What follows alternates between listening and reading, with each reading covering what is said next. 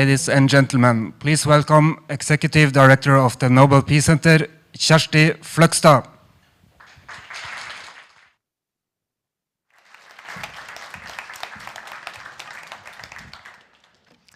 Warmly welcome to this celebration of the Nobel Peace Prize laureates of 2022. And please have a seat. There's more seats in front here, so all of you standing in the behind, just come forward. You can go in the sides here. We are so much looking forward to learn more about this year's laureates and explore their important work. The exhibition that we are in right now is a celebration of last year's laureates. And this will be replaced with an exhibition about the new prize, the laureates, and the cause that they are fighting for. And that will happen in only 2 months. But it is interesting to see that many of the themes and what they are concerned about are the same. The coming year, we will be exploring the Nobel Peace Prize through exhibition, school programs, and events here at the Nobel Peace Center. This is the first event. Today, we are so happy and honored to have the chair of the Norwegian Nobel Committee, Berit Reiss-Andersen, with us. And she will give a deep dive into this year's laureates and maybe reveal some details about the way the committee has worked to choose a winner or the winners this year. But first, something else shall happen here on the stage. Berit, would you like to come and join me, please? Thank you.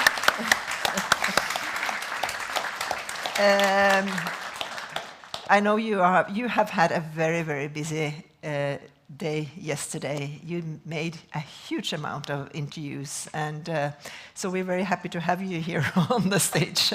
Thank you so much. I'm delighted to be here. This is a tradition that I come to the Peace Center and give an introduction of the prize, but we are... First, we are going to...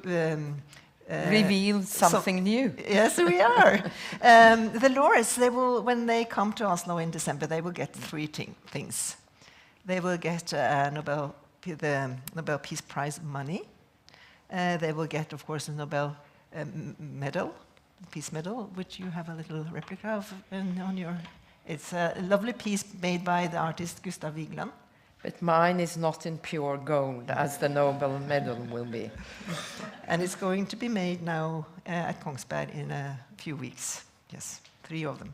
And they get a diploma. And the Nobel Peace Prize diploma for 2022, that is what we are now going to reveal first, isn't it? So will you help me doing that? Or perhaps you would like to tell us a little bit about the work of the committee with the diploma? Yes. The tradition of inviting an artist to create a diploma started rather late in the Nobel history. We started in the 60s, and we select an artist to create a diploma, or several diplomas if there's several prize winners, as this year. And we have lately started to select an artist that we commission for a period of 3 years. And we are now in the middle of the 3-year period of a very renowned and very highly regarded Norwegian artist called Håkon Bleken. He's really the grand old man of Norwegian paintings, and he makes examples for us, and the committee, we review these drafts as seriously as we review the possible laureates. And we make a selection, and it is made before the artist creates his work, before he knows who will be the Peace Prize laureate. And I think when we reveal this year's 3 diplomas, you will see that his motives are definitely very much open to interpretation. Should we cut the suspense? Yes, because it's almost as secret as the laureates, isn't it? So please. Whoops. This was the first. Thank you. Something to do with humanity, perhaps? Yes. And shall we do this one?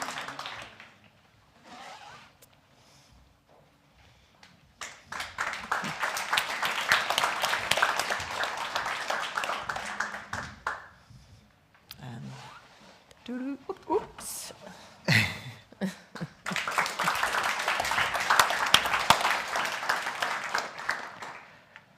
Okay, and then we are posing. It's the photo session. Okay? Okay, Berit, then, now we are really looking forward to hear your lecture, Berit. And so we all tune in, and Berit will be ready. Okay. Thank you very much. I'm delighted to be here. And I will just shortly repeat to you the 3 Peace Prize laureates that I had the pleasure of announcing yesterday. And when announcing the prize, we have a tradition that I open my speech by saying the Norwegian Nobel Committee has decided to award the Nobel Peace Prize to, and then comes a name, and all the journalists are standing on their toes. And this year I tricked them because I did not announce their names.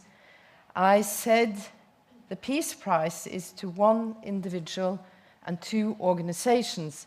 And then I explained the kind of efforts that the award was about. That they represent civil society in their countries, and that they have for many years promoted the right to criticize power and protect the fundamental rights for citizens. And why did I make this twist? Because I realized if I immediately started to announce the names of the 2 organizations and the individual, people would start to wonder, what is this about? How are they connected? So I wanted to introduce this understanding before anybody knew who I was talking about. But who was I talking about was, of course, Ales Bialatsky from Belarus, the Russian human rights organization Memorial, and the human rights organization Center for Civil Liberties in Ukraine. The issue that we wanted to address with this year's Peace Prize is the importance of civil society. In our minds, the importance is that in a functioning democracy, civil society plays a role in the power balance. Division of power is a very important democratic principle. And you know that we divide it in state power division, but there is the freedom of speech that is extremely important, which is a human right, but it is even more so the totality of the activities that people perform as individuals or through organizations with no other mandate except that they believe in their cause, that they feel an urge to raise their voice, to perform their criticism, bring attention to this issue or that issue, And that is the importance of civil society, and that is where it is a counterforce to political power and political institutions. The idea about division of power is that everybody needs a different point of view. Everybody needs criticism, because criticism actually is essential in our way of thinking, of taking a different position, viewing problems from a different angle. And the importance of civil society is not reserved for authoritarian states. It is equally important in democracies. And the more civil society and their activities is accepted, I would claim the stronger democracies. Now, this year's Peace Prize laureates, they all come from countries that are in a very difficult situation. Belarus is dictatorship, and Ales Bialatsky has spent literally his entire life, from he was a very young man and up until now, when he has turned 60 years old and unfortunately looks a lot older, because his life he has in his life gone through a lot of hardships. I mentioned yesterday that he has been imprisoned. He is in prison right this moment. I don't know if he has been informed about the Peace Prize. I know that if somebody nods there that he is informed. I have been informed that they sent a telegram to the prison yesterday, some of his friends, and but that they hadn't it hadn't been confirmed that the news had reached him. I'd be happy to speak to you later and hear details about that. But his wife hasn't seen him since he was arrested in July last year. He is in isolation in a special block of the prison under appalling conditions. And there was an interview today in a Norwegian newspaper where a friend of him made a comment, Andrei Sannikov, and he says, I'm just translating it from Norwegian: the battle for freedom is not glamorous. It is a long and dangerous road to walk. The real heroes are those who follow this path without ever yielding the direction. Ales is such a hero. I think that was really spot on. Memorial is a human rights center that has its roots back in the Russian intelligentsia in the Soviet Union. And it started off documenting the atrocities that took place in Russia during the Stalin reign. And they have, from that beginning, continued to document state atrocities within Russia and Russian-run wars and conflicts. And the idea is, in fact, the same idea that is behind the International Criminal Court, that by documenting atrocities, holding people accountable, is a way to prevent new wars, new atrocities. It's a similar focus in Center for Civil Liberties. originally, they were a human rights organization with a special focus on principles of rule of law, advocating measures to strengthen the Ukrainian democracy. Ukraine was not a very well developed democracy prior to the invasion. But now they have shifted their focus in exactly documenting war crimes against civilians in Ukraine.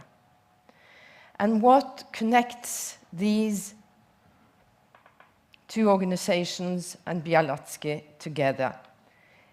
They represent ordinary people who follow their conscience and work for what they believe in.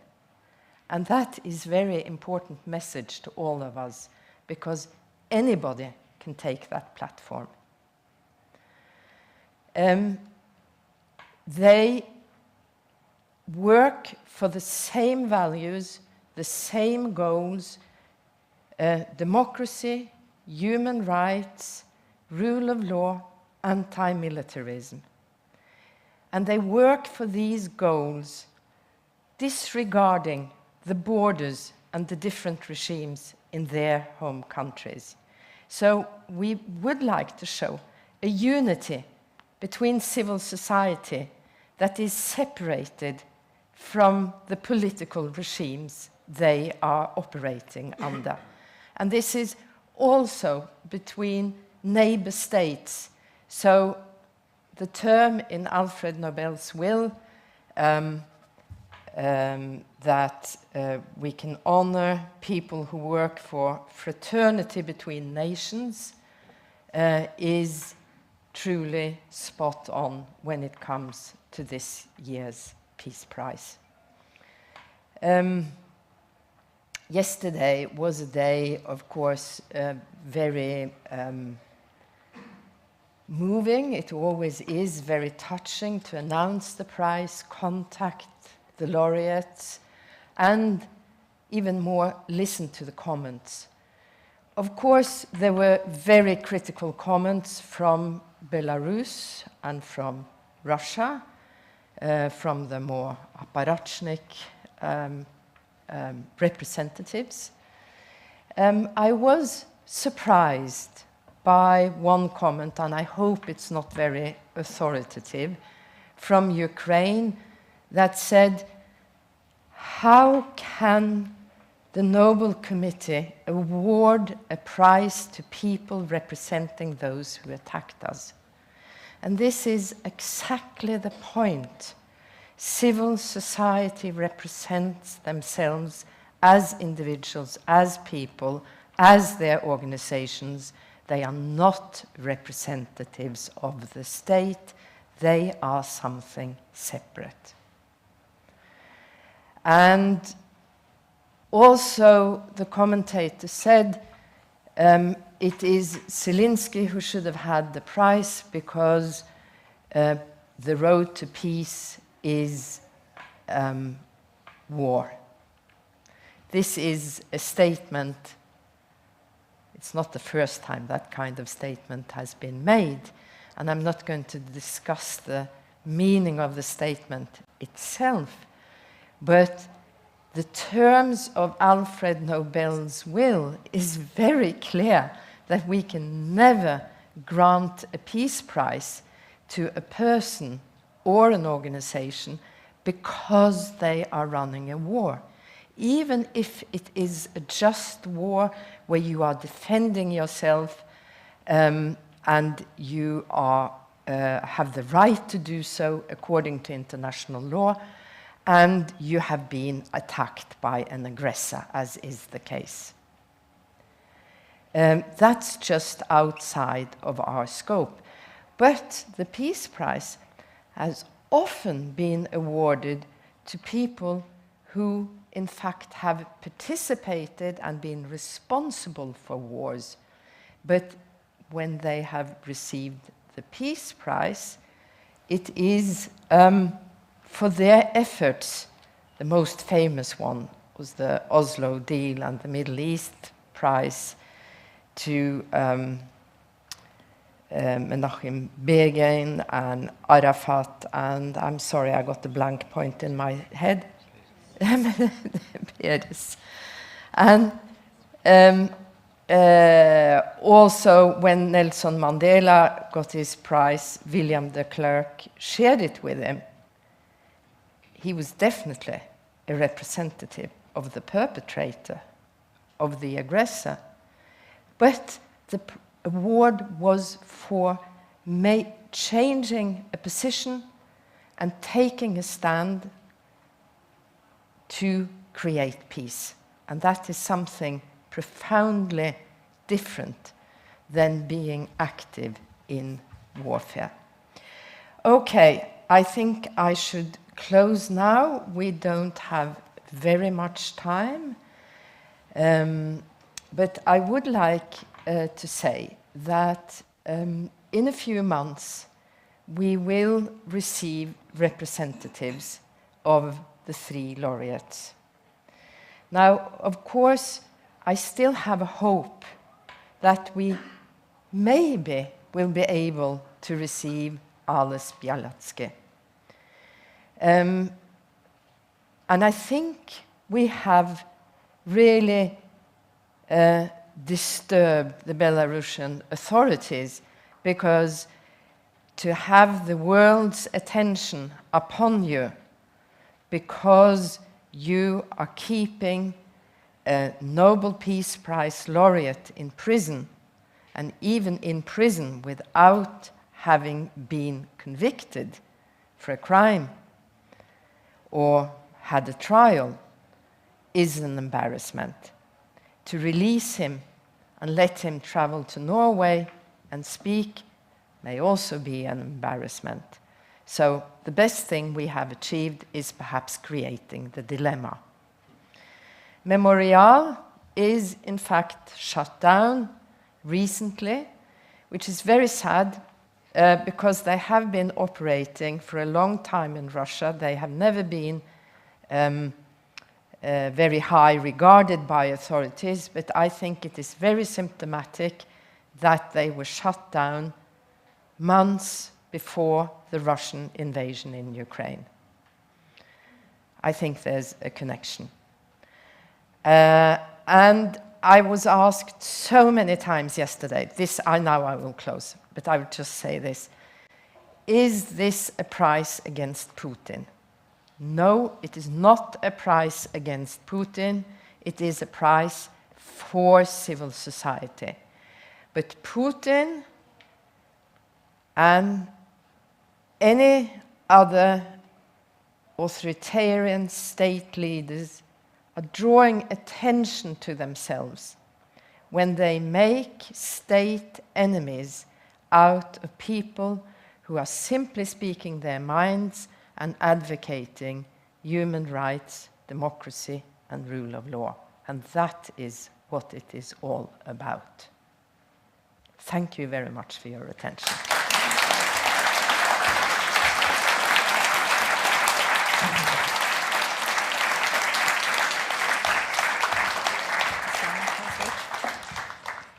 Thank you so much, Berit. It's always so interesting to listen to you. We learn always new things. Last year, you taught us the importance of journalists for democracy. And now you have been talking about each and one of us, civil society, as important fighters for democracy. So thank you so much. No, you do not have to stay. Oh, you have to stay. I'm staying, yeah. Yeah. Because now we have a surprise for all of you. We have been able to get hold of the new laureates. And they will be with us here on screen just now.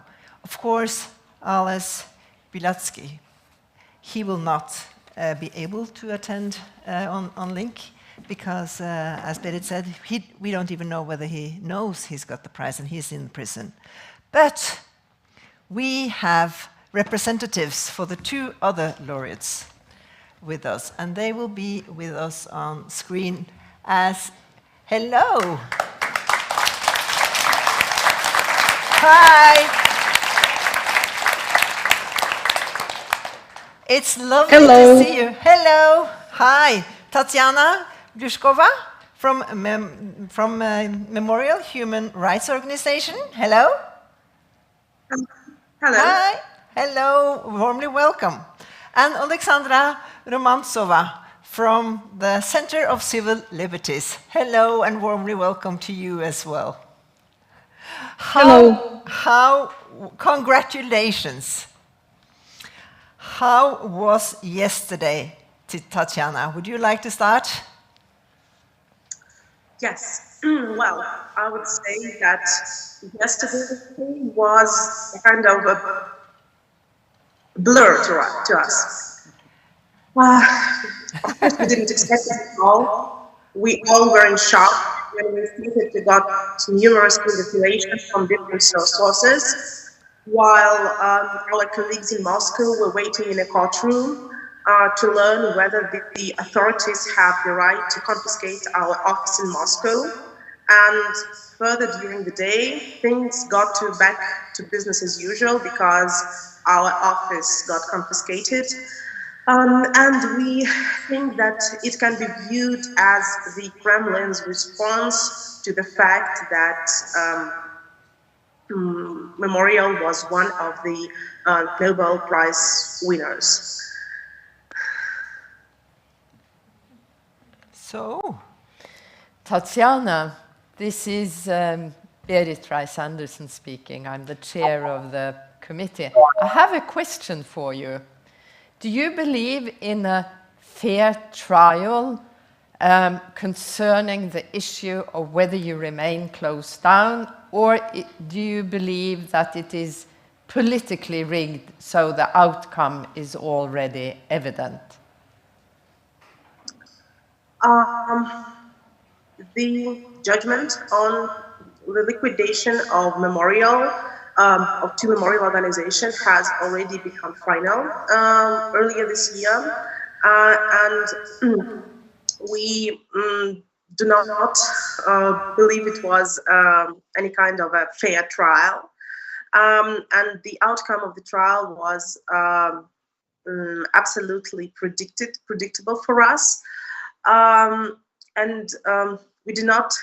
Unfortunately, we do not think that the Nobel Peace Prize award will somehow change this outcome, because, as we know, that, for example, the Nobel Peace Prize did not protect Alexander Solzhenitsyn from being expelled from the Soviet Union. It did not protect Andrei Sakharov from being sent to exile to the city of Gorky. It did not protect Novaya Gazeta, whose editor-in-chief was awarded the Nobel Peace Prize last year, it did not protect Novaya Gazeta from being closed this year, so we do not think that it will somehow change things for us. Thank you. And I have another question. Is there any chance that even though you are liquidated, that you will manage to save and secure the very important archives of Memorial? Yes, of course.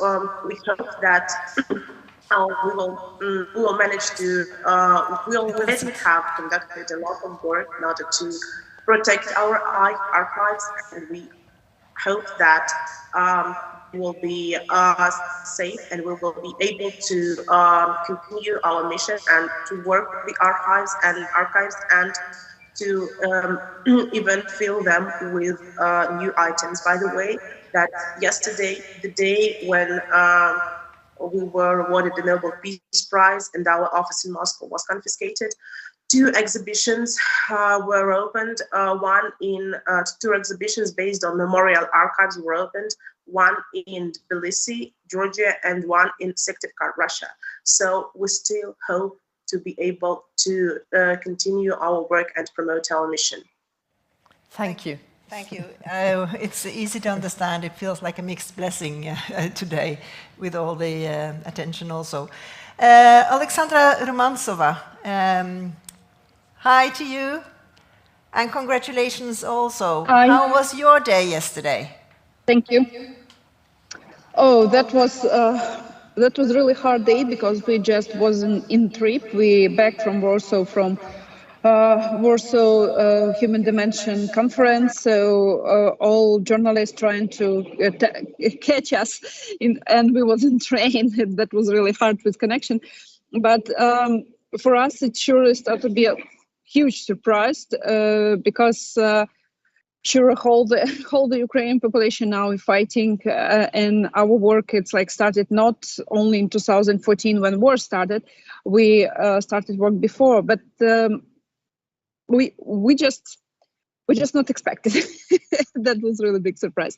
But we're really honored, and we're really happy that our colleagues from Memorial and from Vesna, Ales Bieletsky, founder of Vesna, same together with us, because as for us, it's exactly people who do all what they can, like prevent war which happened with Ukraine and each before war campaign from Russia Federation, like Chechnya, Syria, Moldova, Georgia, all other.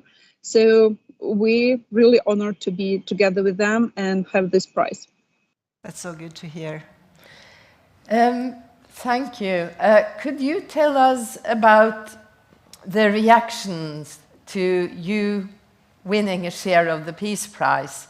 The reactions in Ukraine, among people, official comments. Could you give us a flavor of that, please? We have a few different reactions. Sure, official not react any exactly. That was a small surprise for us because usually every day we have video with president and he don't say nothing. So we think that it's complicated situation in media area here in Ukraine because any Russians, representative Russian population, it's now the people which Ukraine have questions exactly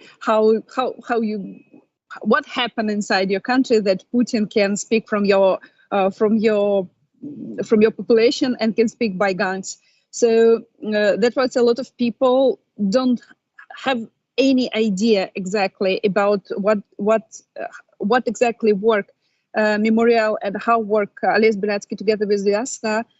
So they don't have this knowledge. So some of them even started to speak about that they don't know exactly our organization, but it's really impossible here. Ukraine, if they don't know our organization, they surely know some of our projects and campaign which we're doing, like Euromaidan Sauce or Safe Election Salt, because that was no whole world.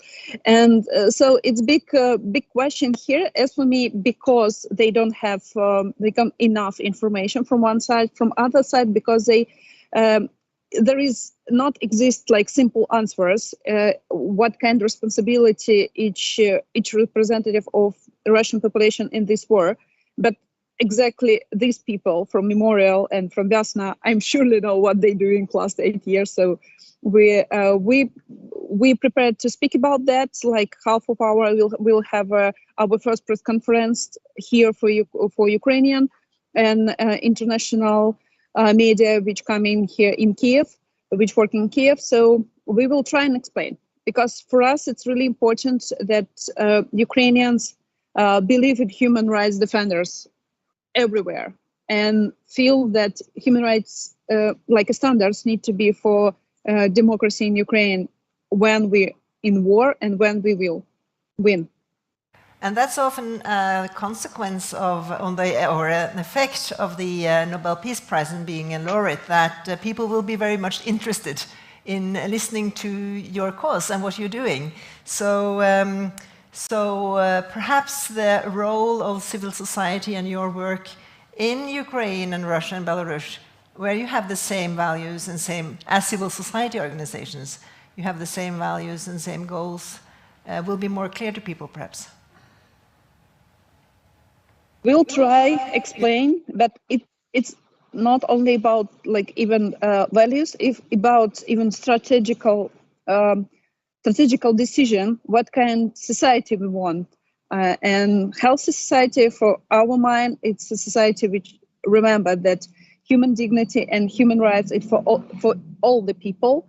And if the people fighting for that in their society, even it's a more complicated environment than here in Ukraine, because here we have a war, sure, but we have a support, whole the population, whole the people want to be in democracy structure and prepared to fight for that.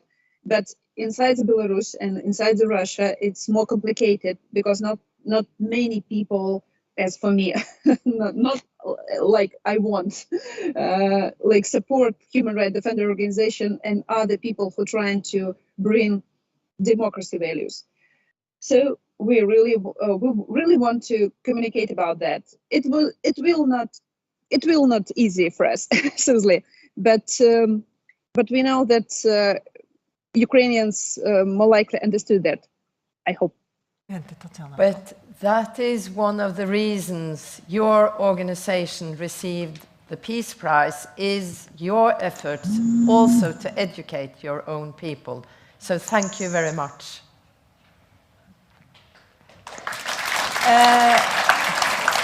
Har vi noen flere spørsmål, eller skal vi? Okay, thank you so much. We have some greetings to you from last year's laureates. Let us hear what Dmitry Muratov has said. Or let's see what he has said. He says, he sent his greetings, a peace prize for those who fight despotism in their own countries and other. The prize will go to the battlefields in Ukraine, to Belarusian prisons, and to Stalin's gulag. I congratulate and I'm proud of the Ukrainian Center for Civil Liberties, Lukashenko's prisoners Ales Bialetsky and his Visna, the Russian Indomitable Memorial. So that was from Dmitry Muratov.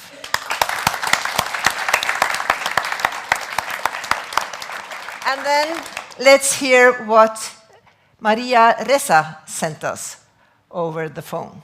The Norwegian Nobel Committee last year was prescient in its choices of journalists under attack, and within 4 months you had Russia invade Ukraine. This year's choices of recognizing civil society, activist groups on the front lines, recognizes that further takes forward the recognition that democracy is in grave danger, and calls on the forces that are necessary to protect it: the journalists, civil society, activists for democracy. Also, it's very clear what you're seeing, which is just Russia's aggressive moves around the world. Anyway, congratulations to the winners.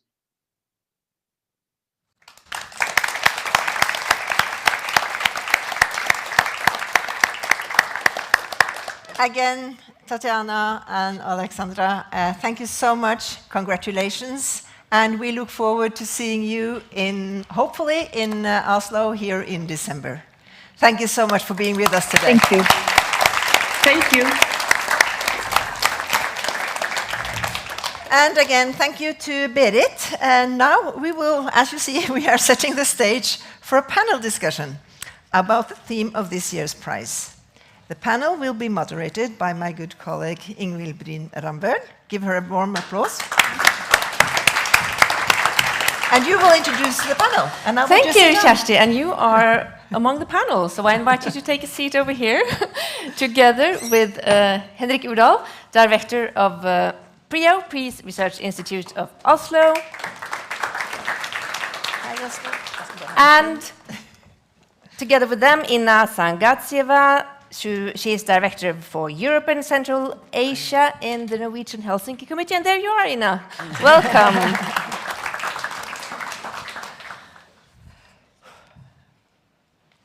Okay, we've heard now the voices of two representatives of two of the laureates that were awarded yesterday.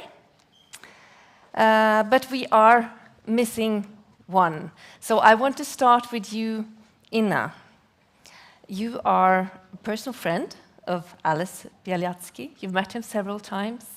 If he had been able to join us today, what do you think he would have said? First, I want to say that Ales Bialetsky knows that he received the prize. I just got a message from a group, just double-checked whether he knows. He knows. Oh, that's so good to hear. Yes. Thank you.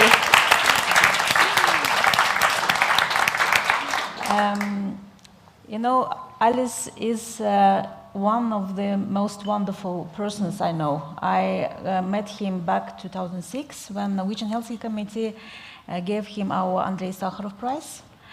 And I think if he were here, he would be thrilled. He will smile, as he always does from ear to ear.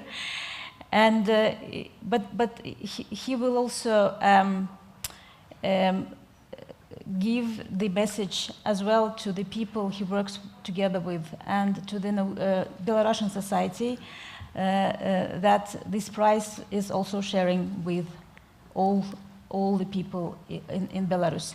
Remember that in 2020, in August, thousands of people went to the streets and they showed that they want to have a change. And Ales Bialiatski and his team has been one of those who has been for many, many years working on establishing the rule of law and institutions in Belarus and prevailing of human rights. Thank you. Thank you so much for telling us that he has actually received the news, because that was new to us, and I think probably new to the committee as well. And Berit Reiss-Andersen, she exclaimed a hope yesterday about his coming to Oslo in December. How probable do you think that is? Unfortunately, as Václav Havel said 10 years ago, among the countries who has experienced the communist regimes, the transformation of the society will happen at the worst price in Russia, and I would also add Belarus, because Belarus and Russia now are the countries who are running almost from the same kind of source of power, which is also quite violent, and that means that unfortunately the civil society groups, they only have the rule of law and common values as weapons, while the opposite side, the regime, has weapons and threats and propaganda. It's quite unequal, measurable. So I will really hope that he will be released. That's really my hope. But of course, we cannot, as it's now, expect that it will be reality.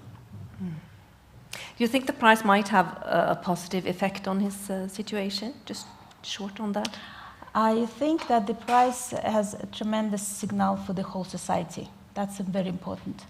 And in any changes, in regime changes, the society are those who should protect the values. And this is, I think, the process Alice and his team has been always aware of. So yes, I want to hope that this will help him, yes. Thank you. All the three laureates, they represent civil society in their countries, and they all work with documenting human rights abuse and war crimes. And Henrik Udal, what do we know about how civil society actually is work for peace?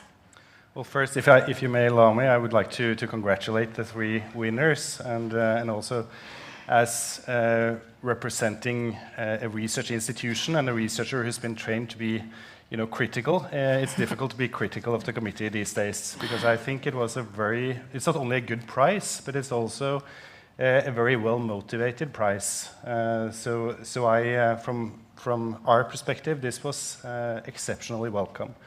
Then we know that if you look sort of across countries over time, that respect for fundamental human rights, respect for political rights, democratic features of governance are associated with stability and with peace and with quality of life. So I think the committee has probably read up on a lot of political science literature, and there's a lot of competence in the committee. But I think it's well motivated. And Berit Reiss-Andersen said that she tricked the journalists by not announcing the names immediately. My reading, and she also tricked several of us who were waiting for the names. But I think that introduction also spoke to the much broader issue, which you know, we should of course focus on I think it was appropriate that it was a prize for that also spoke to the current situation in Ukraine and in Russia and Belarus. But it's also a prize that speaks much broader to all of those human rights defenders, all of those civil society organizations that work in autocratic societies and make a huge contribution and a huge difference. And so I think this is a prize that also resonates much broader than the context of Ukraine and Belarus and Russia. Mm. So it's a very current, very topical prize, but Kjersti Flagstaff, director of the Nobel Peace Center, it's also a prize that resonates with the legacy of Alfred Nobel and the history of the Nobel Peace Prize. Can you say something about how this prize fits into the history, the long history of the Nobel Peace Prize? As also Berit mentioned, it's very well funded on the will of Alfred Nobel. The fraternity between people, civil society is a very good kind of demonstration of just that. And so it's very well funded in his will. And then it has a long history also, civil society organizations and fights within the Nobel Peace Prize history. From the 60s, there were several prizes going forward on this issue. So it's, I think it fits also in a long history. And then also, as we sit here in last year's exhibition or prize, it also has kind of a continuation from last year as we see it. We got to know Maria Ressa and Dmitry Muratov's work very well during the year that we have been, and we can see kind of journalists, even if they have a specific role as critical voices, they are also part of nurturing civil society.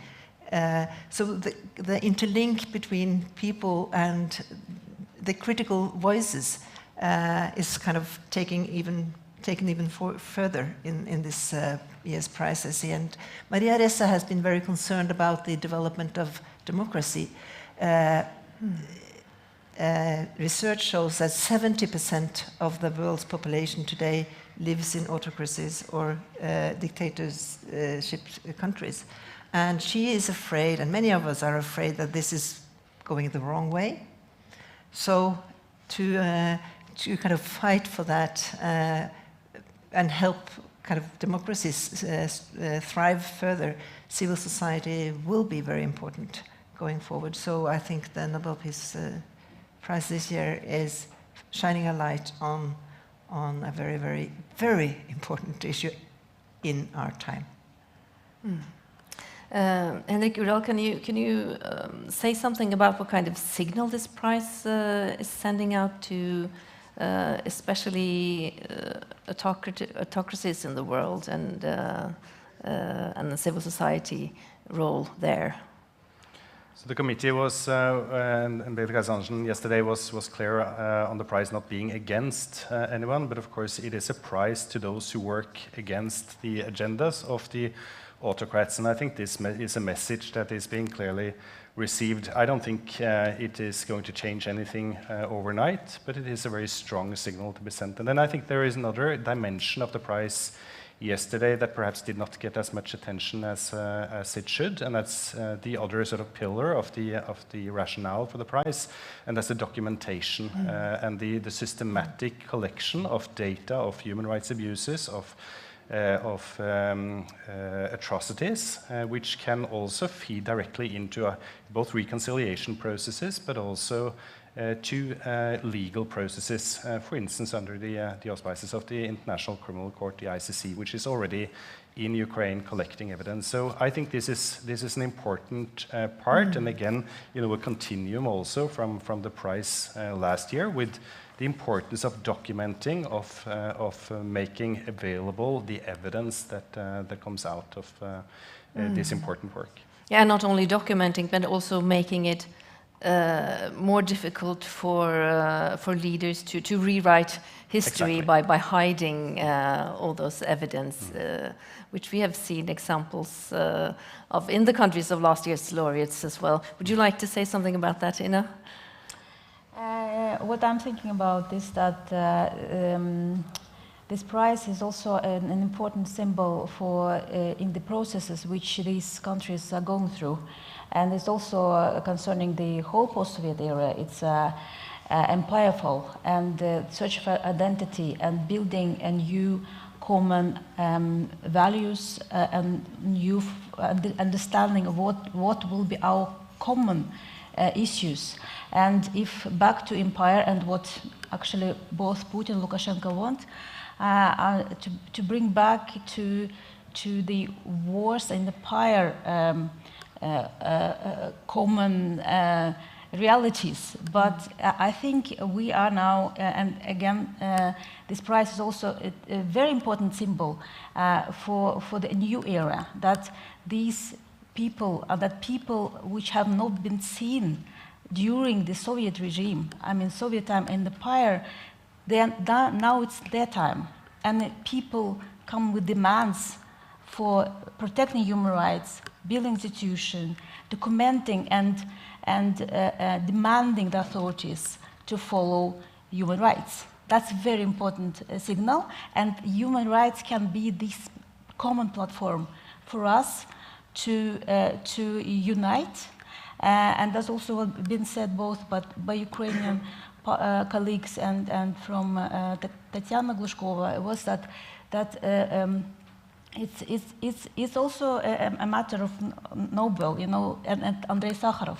It's about progress, peace, and human rights. And this is, I think, can be, and I'm not saying it can be, it will be like that. So we just have to move this direction. How do you think the prize can affect Memorial's work?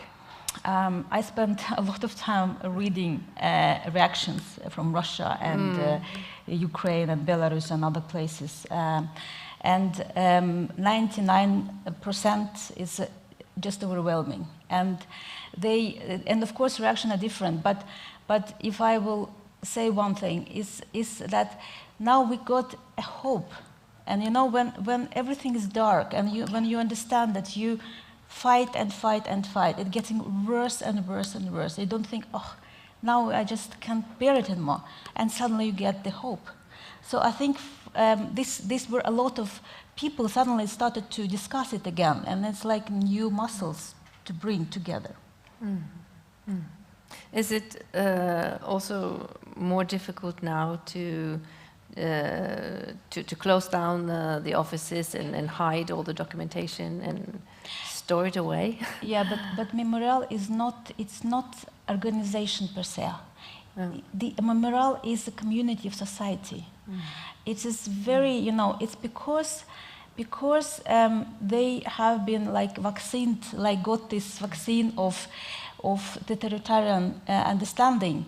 They know that all organization can be taken.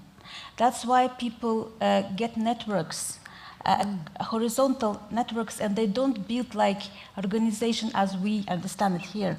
They build communities. And Memorial is about memory.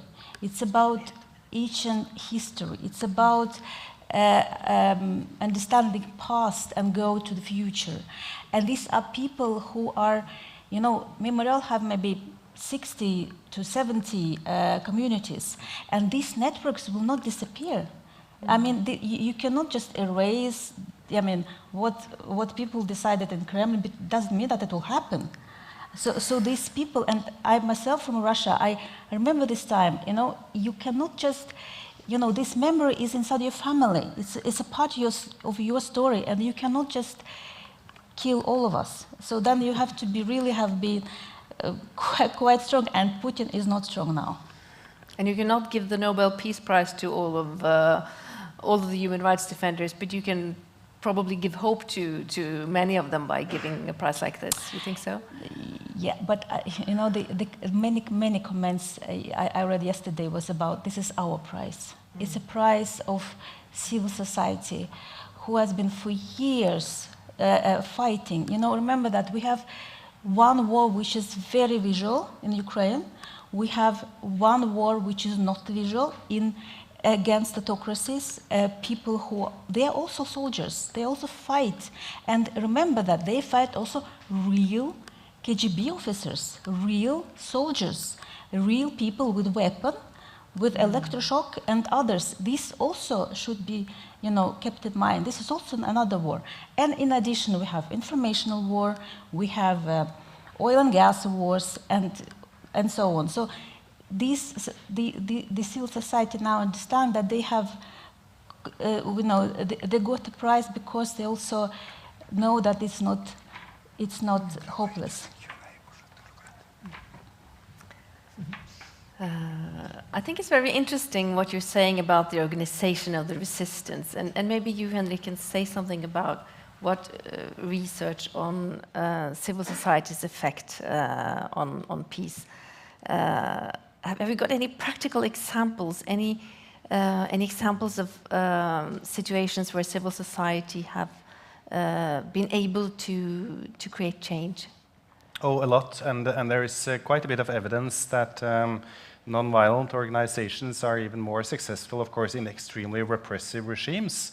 The ability to operate may be severely limited, but there is quite a bit of evidence. Erika Chenoweth, who's a Harvard-based researcher, has done extensive research on